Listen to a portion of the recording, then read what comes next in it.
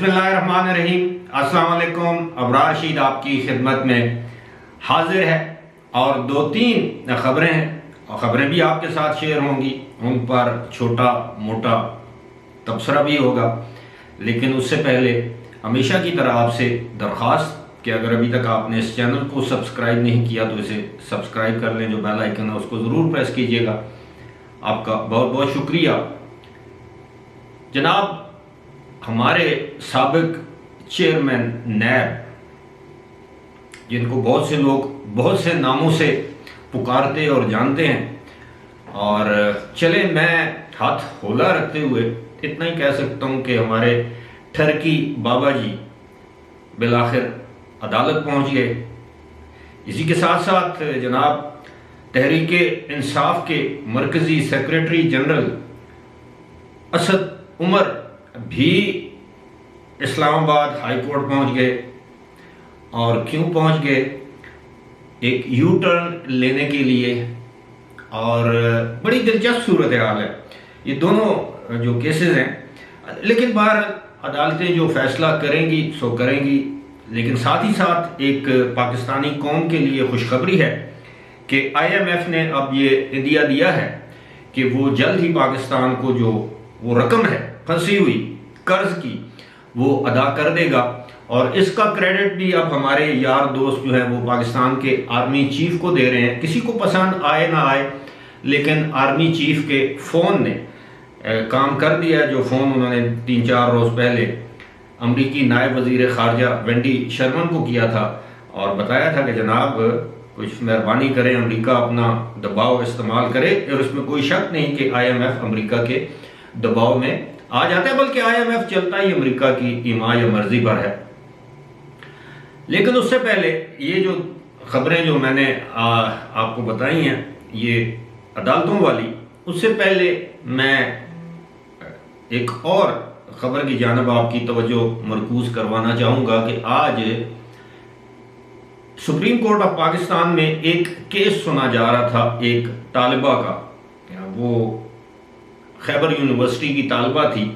अब उस केस की मैं तफसीलात में नहीं जाना चाहता। एक 2 रुकनी बेंच चीफ जस्टिस जनाब उमर अताब बंदियाल की सरबराही में ये केस सुन रहा था। अब कोई मौका महल नहीं था, लेकिन उस पर चीफ जस्टिस ऑफ पाकिस्तान ने ये फरमाया, एक रिमार्क दिया कि जनाब हम अदारों में मुदाखलत नहीं करते, ना करना चाहते हैं। हम अदारों को कानून का पाबंद बनाते हैं या हम अदारों से काम ले सकते हैं। और ये उन्होंने फिर मिसाल दी कि किस तरह उन्होंने पंजाब में, यानी अदालत ने पंजाब में ज़िमनी इंतखाबात करवाए और उनके हुक्म के मुताबिक साफ और शफाफ इंतखाबात रूह पजीर हुए। अब मैं ही नहीं बल्कि जो हमारी जो लीगल बरादरी है वो ये समझती है कि इस वजाहत की ज़रूरत नहीं थी।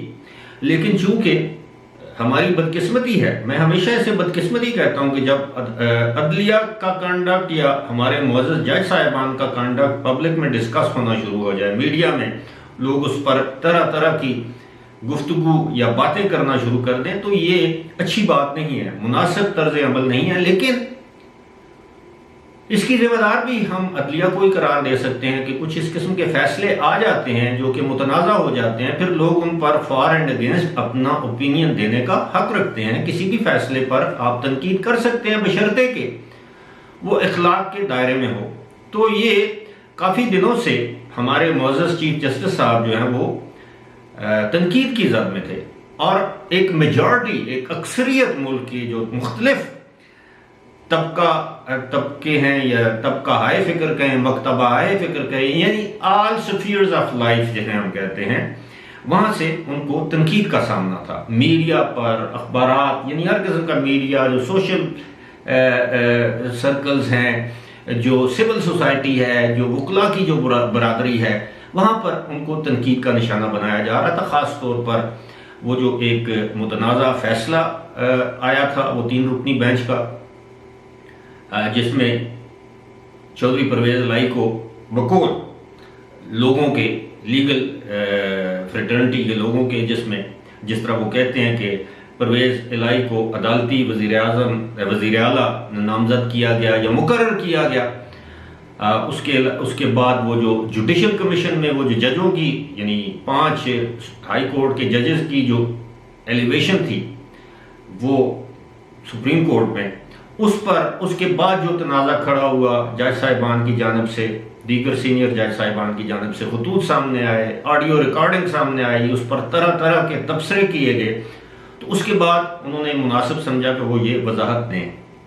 लेकिन मैं अब भी ये समझता हूँ कि चीफ जस्टिस हों या दीगर फाजिल जज साहिबान हों, उनके फैसले बोलते हैं, उनकी रिमार्क्स, टेलीविज़न स्क्रीन्स पर चलने वाले टिकर्स या ऑब्जर्वेशंस ये मैटर नहीं करती। बिलाखिर PLD जो होता है ना, जो किताबें छपती हैं पाकिस्तान के जो लीगल सिस्टम है या जो अदालती फैसले होते हैं, जो वो फैसले छपते हैं, जो फैसले किए जाते हैं, बिलाखिर वही जो है वो आपके रिकॉर्ड का हिस्सा बनते हैं, अदालती तारीख का हिस्सा बनते हैं। लिहाजा ये तो अदालत की बात थी। अब दूसरी भी बात अदालत की है। जनाब जो असद उमर साहब हैं PTI के मरकजी सेक्रेटरी जनरल, उन्होंने आज इस्लामाबाद हाई कोर्ट में एक रिट पिटीशन दायर की है जिसमें उन्होंने इलेक्शन कमीशन के उस इकदाम को बदनीति पर मबनी करार दिया है जिसके तहत इलेक्शन कमीशन ने उन 11 अरकान कौमी असम्बली के इस्तीफे मंजूर करते हुए उनको डी नोटिफाई कर दिया है, जो इस्तीफे बुनियादी तौर पर कौमी असम्बली के स्पीकर राजा परवेज़ अशरफ ने मंजूर करके वो लेटर या भिजवाया था, वो नोटिफिकेशन भिजवाया था इलेक्शन कमीशन को, और इलेक्शन कमीशन के पास तो फिर कोई इख्तियार ही नहीं होता जब कौमी असम्बली का स्पीकर इस्तीफे मंजूर कर ले। और कौमी असम्बली के स्पीकर के इस तरह के इक़दाम को अदालत में चैलेंज नहीं किया जा सकता। बहरहाल वो जो 11 अरकान हैं उनके बारे में ये इस्तदलाल है कि जनाब अगर कौमी असम्बली के स्पीकर ने इस्तीफे मंजूर करने ही थे तो तमाम के इस्तीफे मंजूर किए जाते। जिन लोगों ने 125 के करीब अफराद ने या अरकान असम्बली ने इस्तीफे दिए हैं, लेकिन ये पिक एंड चूज किया जा रहा है। इसी के साथ साथ एक और दिलचस्प खबर है, खैर इसका तो समाअत के लिए मुकर्रर करेगी मुअज़्ज़ज़ अदालत यानी इस्लामाबाद हाई कोर्ट, उसके बाद देखा जाएगा कि फैसला क्या आता है। लेकिन अब एक और खबर है इसके साथ जुड़ी हुई, वो ये है कि हमारे ज़राए ये बताते हैं कि कौमी असम्बली के स्पीकर के पास 11 मज़ीद अरकान के इस्तीफे जो हैं वो ज़ेर गौर हैं और उनको भी आज या कल मंजूर कर लिया जाएगा और उनको भी डी नोटिफाई करने के लिए इलेक्शन कमीशन को ख़त लिख दिया जाएगा। और इलेक्शन कमीशन के पास, जिस तरह पहले मैंने बताया है, कि कोई दूसरा चाराकार नहीं है सिवाय इसके कि वो उनको डी नोटिफाई करे और उन खाली होने वाली उन नशिस्तों पर ज़िमनी इंतखाबात का ऐलान करे।